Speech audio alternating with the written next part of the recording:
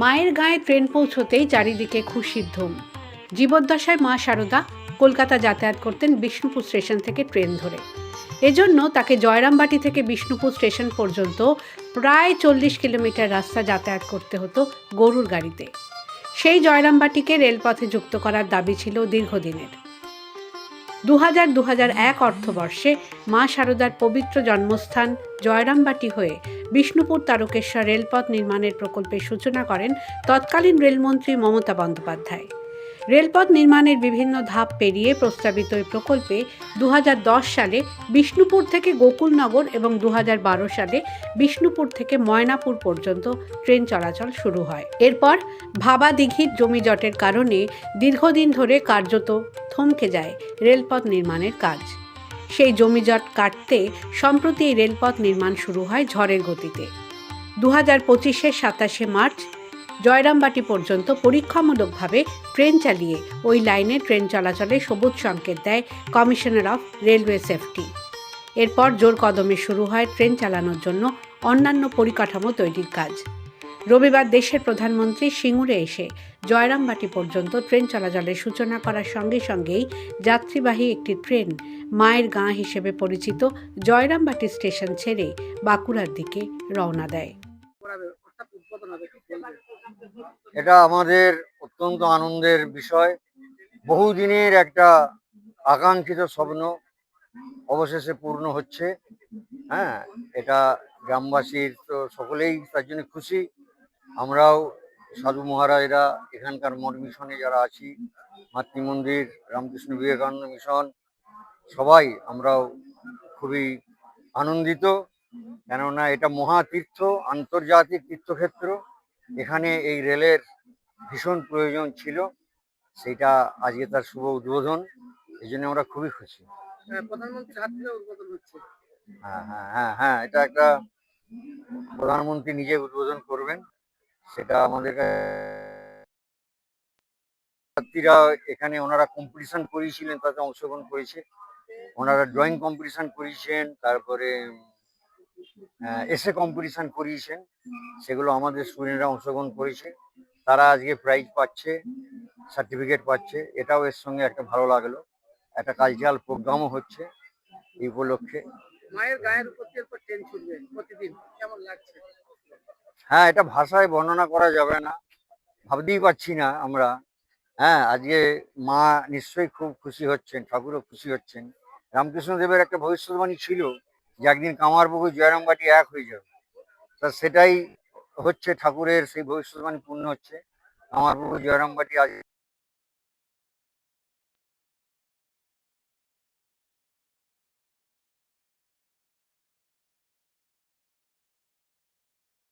চটের জন্য কিছু বিলম্ব হয়েছে, কিন্তু রেলের কর্তৃপক্ষের কয়েকজন অফিসার আমাকে বললেন যে সামনের বছর আমরা আশা করছি এটা হাওড়ার সঙ্গে কানেক্টেড হয়ে যাবে। অনেক সুবিধা হলো বাঁকুড়া থেকে। বিরাট বিরাট সুবিধে। তারা যে কত কষ্ট করে আসতেন দূর দূরান্ত থেকে, গাড়ি পাল্টিয়ে অমুক ঘেমে নিয়ে কষ্ট করে, সেটা আর হবে না। একদম খুব কমফোর্টেবল জার্নি হবে, কম খরচে তারা তাদের মায়ের কাছে আসতে পারবেন জয়রামবাটিতে।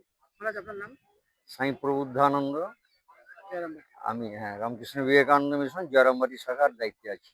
কেমন লাগছে? এটা একটা দারুণ উপভোগ করলাম, এই মুহূর্তটাকে দারুণ ভাবে উপভোগ করলাম। কারণ এই মুহূর্তটার জন্য অনেকদিন ধরে আশা করেছিলাম। এটাতে অনেক মানুষের উপকার হলো, অনেক যাতায়াত যারা এখানে দর্শনার্থী আসেন বা তাদের ক্ষেত্রে এটা অনেক উপকার হলো। যাতায়াতের ক্ষেত্রে এই জায়গাটার অনেকটা মাহাত্ম্য বাড়লো ঠাকুরের কাছে এবং মায়ের কাছে অনেকেই আসেন, তাদের কাছে এটা অনেক উপকার হলো যাতায়াতের ক্ষেত্রে। রেলের তরফে জানানো হয়েছে আপাতত এই একটি ট্রেন প্রতিদিন বাঁকুড়া থেকে জয়রামবাটি পর্যন্ত যাতায়াত করবে। অদূর ভবিষ্যতে এই রেল লাইন তারকেশ্বরের সঙ্গে যুক্ত হলে সরাসরি হাওড়া পর্যন্ত ট্রেন চলাচল শুরু হবে। देखिए, ये बहुत लॉन्ग स्टैंडिंग डिमांड थी और रेलवे की तरफ से इसमें बहुत समय से कार्य किया जा रहा है। रेलवे की भी एक इच्छा थी कि यहाँ से विष्णुपुर से लेकर के हावड़ा तक की पूरी रेल लाइन बने। इस संदर्भ में आज जो 2 स्टेशन एक्स्ट्रा आज इनॉग्रेट किए गए, धीरे धीरे अगर आप देख सकते हैं विष्णुपुर से जो लाइन है वो धीरे धीरे तारकेश्वर, गोघट, तारकेश्वर, आरामबाग से होते हुए हावड़ा के लिए जुड़ने वाली है। तो ये एक अपने आप में एक बहुत बड़ा माइलस्टोन है और इससे मुझे लगता है कि जैसे जैसे और स्टेशन आगे ये बढ़ते जाएंगे, अब हमको मुझे लगता नहीं है कि बहुत ज्यादा किलोमीटर्स का ट्रैक बाकी बचा हुआ है। वो जैसे ही बनेगा तो कंटिन्यूअस कनेक्टिविटी हो जाएगी। और साथ में एक ये बहुत इंपॉर्टेंट चीज है कि आज ना केवल इस स्टेशन का इनॉग्रेशन और ये सेक्शन के जो है इनॉग्रेशन किया गया है माननीय प्रधानमंत्री द्वारा, बट ये भी किया गया है कि यहाँ से जो ट्रेन सर्विसेज जो मैनापुर तक चल रही थी उसको भी यहाँ पर एक्सटेंड किया गया है। आप ये जान कितना ट्रेन चलेगा? कल से यहाँ पर यही जो ट्रेन है ये रात में जो 20 बजे आएगी, दैट इज 8 PM पे, और 8:10 पे वापस बांकुड़ा की तरफ जाएगी। तो अभी यही ट्रेन का जो शुभारंभ किया गया है। धीरे धीरे आगे जैसे जैसे ट्रैफिक बढ़ेगा, और मेन थिंग कनेक्टिविटी है। जैसे नेटवर्क इफेक्ट्स आप जानते हैं, जैसे ही कनेक्टिविटी पूरी होगी तो उसके बाद ये आराम से हो जाएगा। और आप जानते हैं कि आई थिंक रेल कनेक्टिविटी या किसी भी प्रकार की ट्रांसपोर्ट कनेक्टिविटी वो उस रीजन को बहुत बड़ा इकोनॉमिक डिविडेंड देती है। वहाँ के लोगों को, वहाँ के व्यवसायों को, वहाँ की एजुकेशन को, बच्चों को, छात्रों को जो इधर उधर काफी जाना पड़ता है, उससे इम्प्रूवमेंट होता है, ओवरऑल इकोनॉमिक डिविडेंड मिलता है।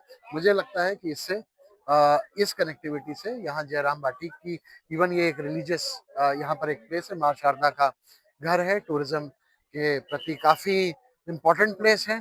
तो ये कनेक्टिविटी से मुझे लगता है कि न केवल इकोनॉमिक डेवलपमेंट और इकोनॉमिक डिविडेंड मिलेगा, पर टूरिज्म को भी बढ़ावा मिलेगा। सर, भावादी की जो है उसका कद कितना दिन तक चलेगा? वो जो है कार्रवाई उसकी चल रही है। जो अमूमन जितनी भी बाधाएं थी वहां पर, वो बाधाएं जो हैं अभी ढांचागत बाधाएं जो हैं वो ठीक हो गई हैं।